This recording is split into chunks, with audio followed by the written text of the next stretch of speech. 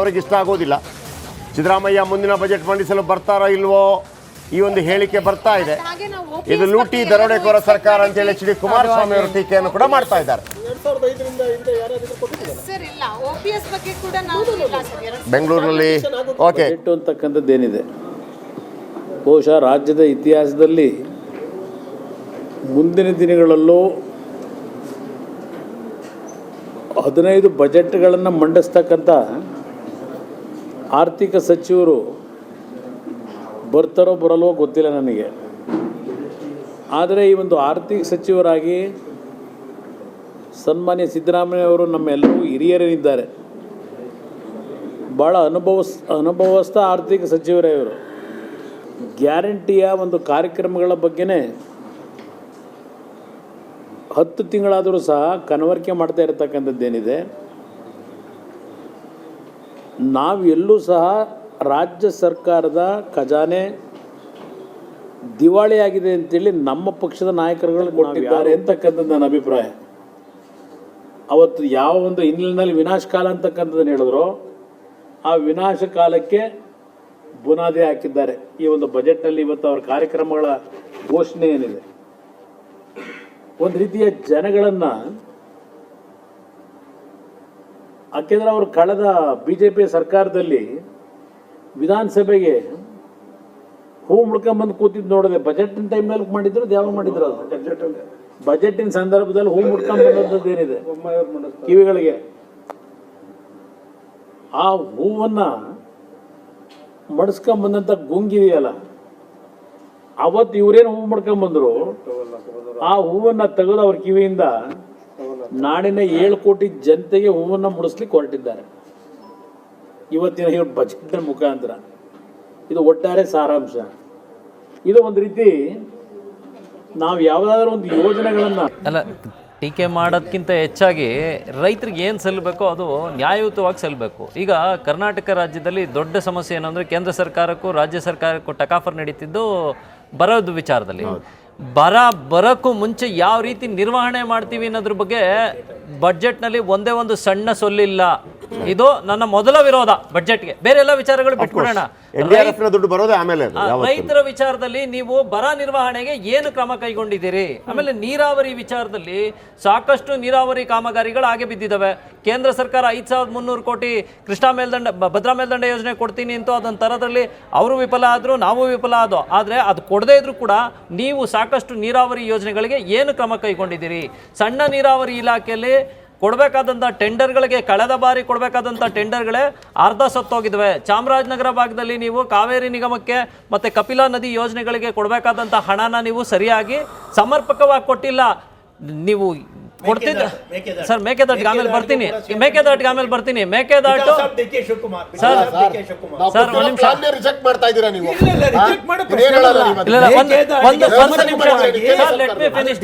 ನಿಮಿಷ,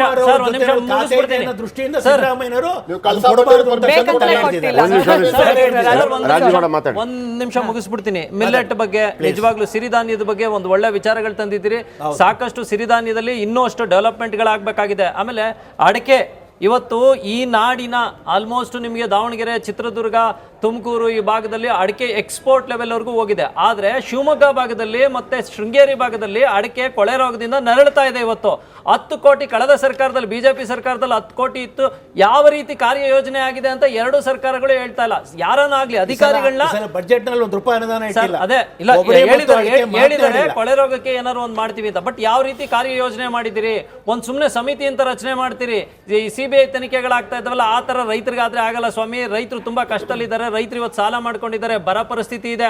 ಕಳೆದ ಸರ್ಕಾರದಲ್ಲಿ ಬಿಡುಗಡೆ, ರೈತರ ಸಾಲ ಮನ್ನದ ಬಿಡುಗಡೆ ಆಗ್ಬೇಕಾಗಿರೋದು 132 ಕೋಟಿ. ಈಗ ಸಿದ್ದರಾಮಯ್ಯನವ್ರು ಬಿಡುಗಡೆ ಮಾಡ್ತೀನಿ ಅಂತ ಹೇಳಿದರೆ ಇನ್ನೂ ಸಾಕಷ್ಟು ಹಣ ಬಿಡುಗಡೆ ಆಗಬೇಕಾಗಿದೆ.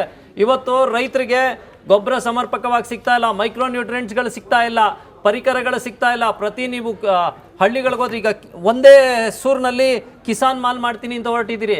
ಹಿಂದೆ ನೀವು ಪ್ರತಿ ತಾಲೂಕಿನಲ್ಲಿ ಒಂದೊಂದು ಕ್ಲಸ್ಟರ್, ಹೋಬಳಿ ಮಟ್ಟದಲ್ಲಿ ನೀವು ಒಂದು ಕ್ಲಸ್ಟರ್ಗಳು ಮಾಡಿದ್ರಿ. ಒಂದು ಆ ಕ್ಲಸ್ಟರ್ಗಳಲ್ಲಿ ಎಲ್ಲ ಸೇಲ್ ಆಗಬೇಕು, ರೈತ ಸಂಪರ್ಕ ಕೇಂದ್ರ ಅಂತ. ಮತ್ತು ಅದನ್ನೇನು ಮಾಡ್ತೀರಿ, ಈ ಮಾಲ್ನ ಏನು ಮಾಡ್ತೀರಿ? ಏನಾಗ್ತಾವೆ ಗೊತ್ತಾ, ಹೊಸ ಯೋಜನೆಗಳು ತರೋದ್ರ ಬಗ್ಗೆ ನೀವು ಯೋಚನೆ ಮಾಡ್ತಾ ಇದ್ದೀರಿ, ಆದರೆ ಹಳೆ ಯೋಜನೆ ತಂದಿದ್ದನ್ನ ಮೂಲೆ ಗುಂಪು ಮಾಡ್ತಾ ಇದ್ದೀರಿ. ಅಲ್ಲಿಗೆ ಸಾಕಷ್ಟು ಹಣ ಈ ಹಿಂದಿನ ಸರ್ಕಾರ ಆಗಲಿ ಯಾವುದೇ ಸರ್ಕಾರಗಳಿರಲಿ ಸಾಕಷ್ಟು ವ್ಯಯ ಮಾಡಿದ್ದಾರೆ. ಆ ಹಣನ ಏನು ಮಾಡ್ತೀರಿ, ಮತ್ತೆ ಇನ್ನೊಂದು ಯೋಜನೆ ತರ್ತೀರಿ.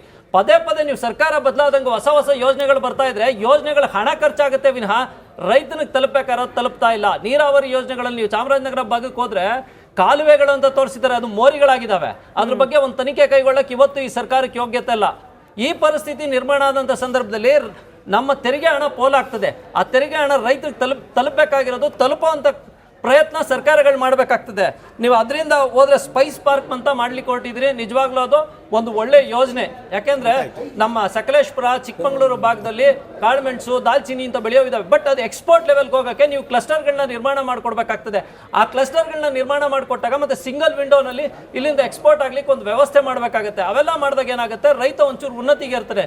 ತೆಂಗಿನ ನಾರು ಸ್ವಾಮಿ, ಇವತ್ತು ತೆಂಗು ಬೆಳೆಗಾರರು, ಕೊಬ್ಬರಿ ಗುಬ್ಬಿ ಮತ್ತೆ ಈ ಭಾಗಕ್ಕೆ ಹೋದ್ರೆ ಕೊಬ್ಬರಿ ಬೆಳೆಗಾರರ ಪರಿಸ್ಥಿತಿ ಎಲ್ಲಿಗೆ ಬಂದಿದೆ ಅಂದ್ರೆ 9,000 ರೂಪಾಯಿ ಕ್ವಿಂಟಲ್ ಬಂದಿದೆ.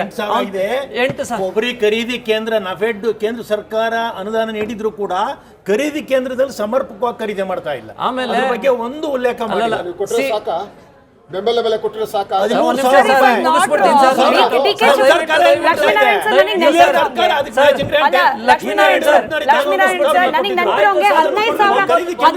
ಡಿ.ಕೆ. ಶಿವಕುಮಾರ್ ಅವ್ರು ಪ್ರಾಮಿಸ್ ಮಾಡಿದ್ರು ಅನ್ಸುತ್ತೆ, ಮಾಡಿದ್ರಲ್ಲ ಸರ್? 13,500 ಇವಾಗಿದೆಯಾ?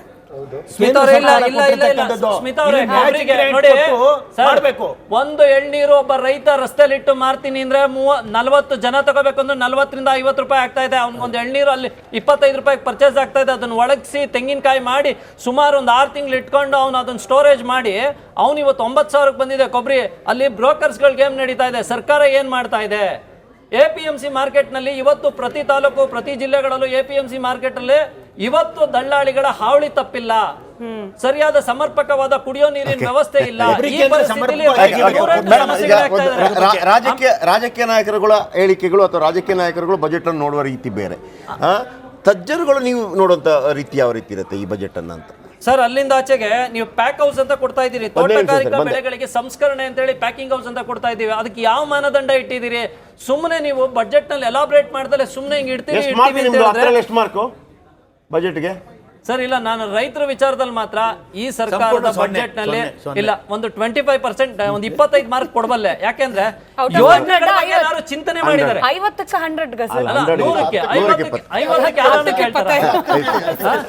100 ಪವಿತ್ರ. ಸೊ ಈ ಪರಿಸ್ಥಿತಿ ಇದೆ. ಪವಿತ್ರ ಮೇಡಮ್, ನಾನೀಗಾಗಲೇ ಡಿಸಿಪ್ಲಿನ್ ಬಗ್ಗೆ ಹೇಳಿದೆ. ಎರಡನೇದು ಹೇಳೋದಾದ್ರೆ, ಈ ಒಂದು ಬಜೆಟಲ್ಲಿ ಒಟ್ಟಾರೆಯಾಗಿ ತೆಗೆದುಕೊಂಡ್ರೆ ಕೃಷಿಕರಿಗೆ, ಮಹಿಳೆಯರಿಗೆ ಮತ್ತು ಗ್ರಾಮೀಣಾಭಿವೃದ್ಧಿಗೆ ಒಂದು ಕಡೆ ಒತ್ತು ಕೊಟ್ಟಿದ್ದಾರೆ.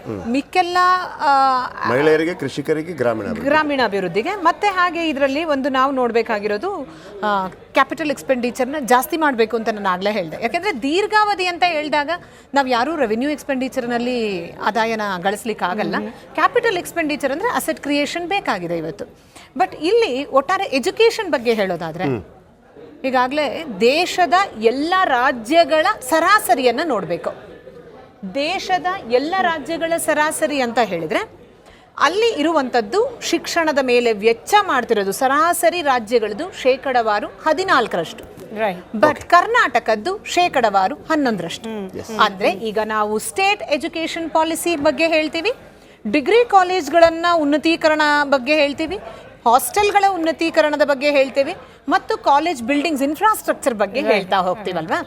ಆದರೆ ಇಲ್ಲಿ ನಾನು ಹೇಳೋದಂದ್ರೆ ಒಟ್ಟಾರೆ ಅಂತಾರಾಷ್ಟ್ರೀಯ ಮಟ್ಟದಲ್ಲಿ ಟಾಪ್ 50 ಯೂನಿವರ್ಸಿಟೀಸ್ಗಳಲ್ಲಿ ನಮ್ಮ ಯೂನಿವರ್ಸಿಟೀಸ್ಗಳನ್ನು ತರಬೇಕಾದ್ರೆ ಇಲ್ಲಿ ಅಮೆರಿಕಾದಂಥ ರಾಷ್ಟ್ರಗಳನ್ನು ನೋಡಿದಾಗ 1 ಬಿಲಿಯನ್ ಅವರ ಬಜೆಟ್ನಲ್ಲಿ ಅಲೋಕೇಟ್ ಮಾಡ್ತಾ ಇದ್ದಾರೆ ಎಜುಕೇಷನ್ಗೆ. ಇನ್ನು ಒಟ್ಟಾರೆ ಕೇಂದ್ರದ ಮಟ್ಟದಲ್ಲಿ ನೋಡಿದ್ರು 1 ಲಕ್ಷ ಕೋಟಿಯನ್ನ ಮೀಸಲಾಗಿಟ್ಟುವಾಗ ನಾವು ಇಲ್ಲಿ ಶೇಕಡವಾರು 11% ಅಂದ್ರೆ ಈ ಬಾರಿ 44,000 ಕೋಟಿ ರೂಪಾಯಿಗಳನ್ನ ಶಿಕ್ಷಣಕ್ಕೆ ಕೊಟ್ಟಿದ್ದೇವೆ. ಹಾಗಾಗಿ ಈ ಒಂದು ಬಜೆಟ್ ನಲ್ಲಿ ಸ್ಯಾಟಿಸ್ಫ್ಯಾಕ್ಟರಿ ಹೌದು. ಆದ್ರೆ 11,000 ಅತಿಥಿ ಉಪನ್ಯಾಸಕರುಗಳು 440 ಪದವಿ ಕಾಲೇಜುಗಳಲ್ಲಿ ಏನ್ ಕೆಲಸ ಮಾಡ್ತಾ ಇದ್ದಾರೆ ಅವರಿಗೆ ವೇತನ ಅಂದ್ರೆ ಫುಲ್ ಟೈಮ್ ಆಗಿ ಅವರು 15 ಗಂಟೆ ವಾರಕ್ಕೆ ಕೆಲಸ ಮಾಡ್ತಿದ್ದಾರೆ.